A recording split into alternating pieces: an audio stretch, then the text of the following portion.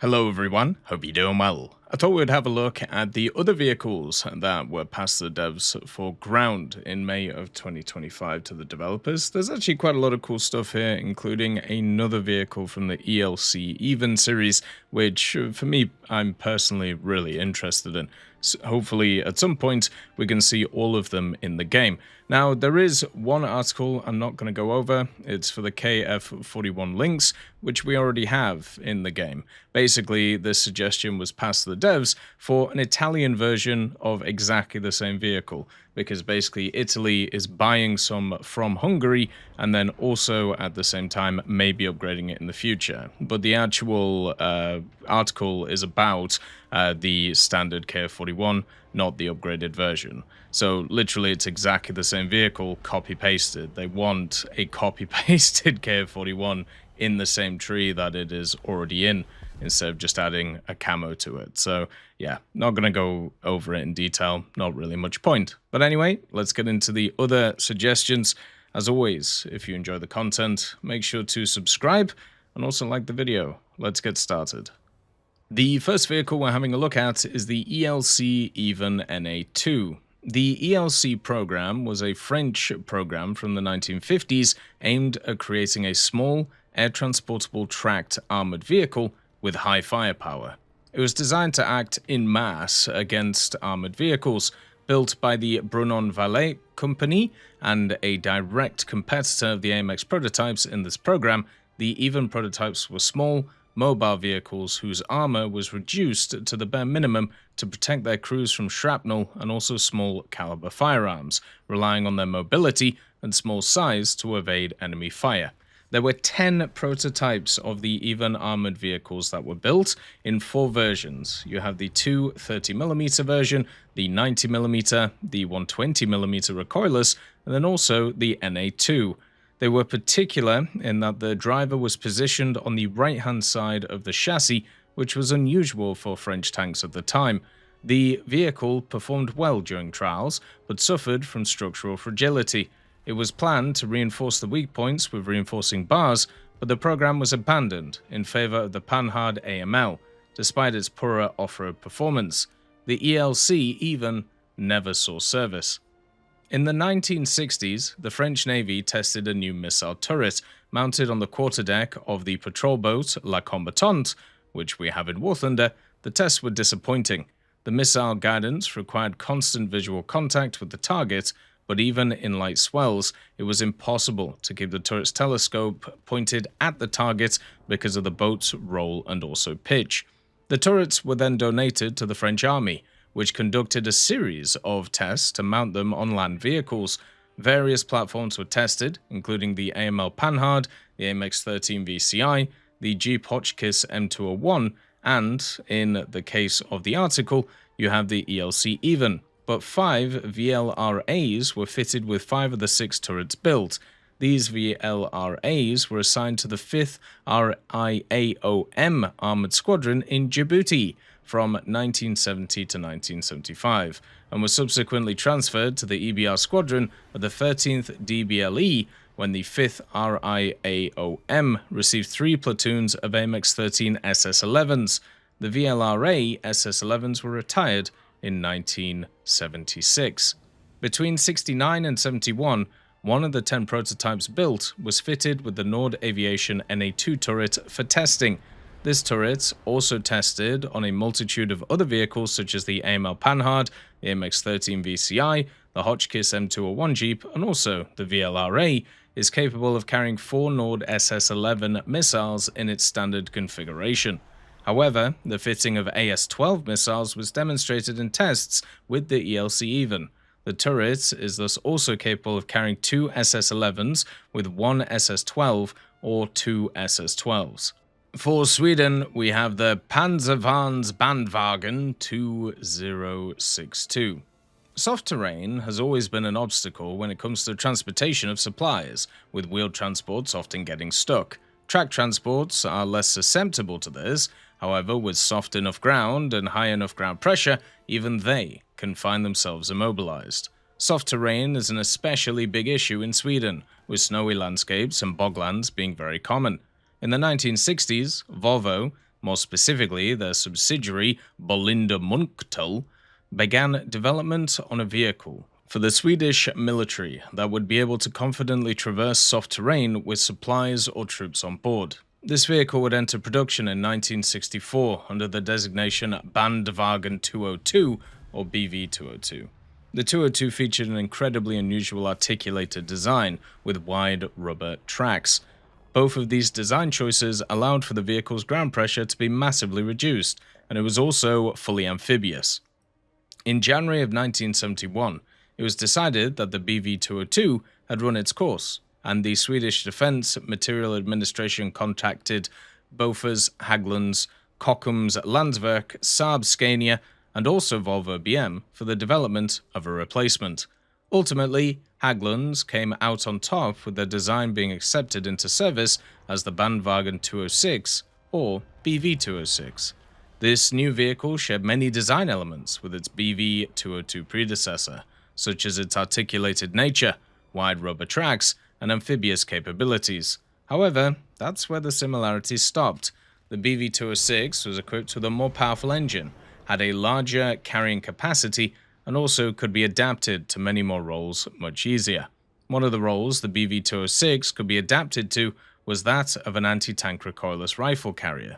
In this configuration, designated PansarvärnsBandvagn 2062 or PVBV 2062, a 90mm PansarvärnsBandvagn 1110 recoilless rifle would be mounted on the main body and ammunition would be carried in the trailer.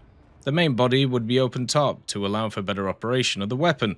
It's safe to assume that this modification of the BV206 was fairly rare, as the PVBV 2063 and BV206 armed with the RB55 ATGM system was a bit more conventional. The next vehicle is the FV432 30mm RCWS. This is a British APC with a 30mm autocannon, spikes, and ERA. This one actually had a bit of a controversy happen when it came to the forums, because basically it's a British vehicle, it's the FV432, and it has access to the RCWS system on it, but basically the mod that decided to deal with this put it in the Israeli section, even though it was supposed to be for the British section. And instead of just putting it in both sections, decided that it had to be in the Israeli section, mainly because of just silly biases and also the fact that Israel needed more suggestions instead of just the same person making them over and over again. So I thought I'd just let you know and say check out the article, because it's kind of funny reading through the justifications for it, because it is absolutely absurd and shows you a general problem with the moderation.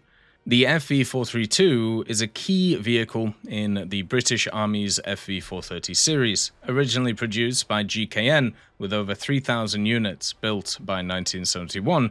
It primarily served as an armoured personnel carrier, but has been updated for various roles such as command posts, mortar carriers, and also ambulances and wombat carrying. Despite being largely replaced in its original role by more modern and better protected infantry vehicles, the 432 has remained in service, largely due to its versatility. However, by the early 2000s, the vehicle's performance and reliability had begun to decline, prompting a major upgrade program.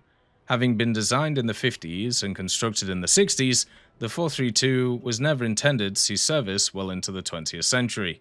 With the UK being involved in numerous deployments across Europe and also the Middle East in the 90s and early 2000s, the fleet of APCs and IFEs was being stretched thin, and it became necessary to look to some older vehicles to fill gaps in the inventory. In 2004 or 5, the DLO announced a contract of £80 million to update 500 vehicles of the existing fleet. The contract aimed to upgrade the engine to a 250 horsepower Cummins diesel, the transmission to an Allison X200 and generally overhaul the electronics, braking, and also cooling. To nobody's surprise, BAE Systems won the contract, and pre-production vehicles were complete in 2005 and underwent extensive testing. In parallel development to these upgrades, during DSEI 2005, which is a military exhibition in London, there was a significantly upgraded FV432 that was displayed, outfitted with a Raphael 30mm remote control weapon station, twin spike launcher, and also Raphael's insensitive ERA. The demonstrator represented a combination of cutting-edge weapon stations and protection on a frankly archaic hull. This demonstrator was moderately successful, with the final upgrade of the FV432 Bulldog, that remains in service today, featuring a cut-down 12.7mm RCWS and also ERA, but the development of the 30mm system on the FV432 was not taken any further. We also have an entry from Thailand, which is pretty cool. This is the M60A3 TIFCS. The story of this vehicle starts with the standard M60A3, which was developed in response to the need for an improved version of the M60 series in 1976, particularly to address problems with the M60A2 and the outdated M60A1 tanks. Production of the M60A3 began in 1978, with the first units delivered to Army units in Europe starting in 1979.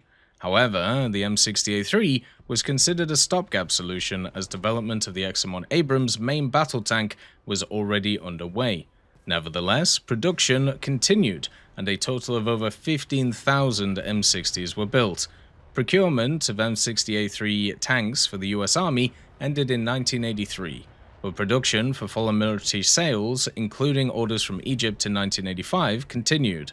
And in addition, various modernization programs have been carried out to modernize existing fleets in other countries. The Royal Thai Army ordered 125 M60A3 TTS tanks from the US Reserve through the FMS program around 1996, with the mission of enhancing border defense.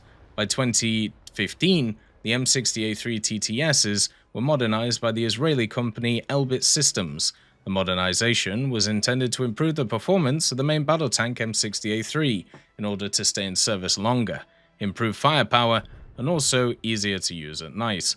The modernization of the original TTS to the current one is pretty extensive. The most obvious and externally visible is the new thermal fire control system, with a HMA, which is a head mirror assembly from Elbit Systems, which is also used on the Merkava Mark IV. In order not to hinder the installation of the new FCS and the use of the commander hatch, it was raised by about 10 centimeters, which can be clearly seen, especially in close-ups. The 105mm M68 was also given a thermal sleeve to improve heat resistance, which was previously not available on the M60A1 Rise P or the M60A3 TTS of the Royal Thai Army. Another major change can also be found inside the vehicle. The old turret steering system was replaced with a new electronic one. The ammunition arsenal was made up of various shells, including the M426 APF-SDS. And basically everything else was kind of the same. So it has the laser rangefinder, it has the 750 horsepower Continental diesel engine, it also has a top speed of about 50 kilometers an hour, and then also has the 7.62mm M40 and 50 cal machine guns with the smoke grenades as well. So this would be a vehicle which would have a slight upgrade to the standard M60s that we have in the game. As always, let me know what vehicles you would like to see when it comes to War Thunder. Look after yourselves, peace be with you, and I'll see you soon. I'd just like to thank GMG Smiley, CD Beans, Chieftain Mike, EMN3 Galaxy, Tulio Pontecorvo, Brendan Quinn, Carrion Crow, Gus Irenicus, Pyman, Warthunder, Teddy, Daniel Stanton, Martinez, B. Young, Ozzy Panzer, Alan Hacker, Liam Shear, Opium Prime, Lafouche, Sem, Aslan, Uncle Bean, and Derek R. for supporting the channel.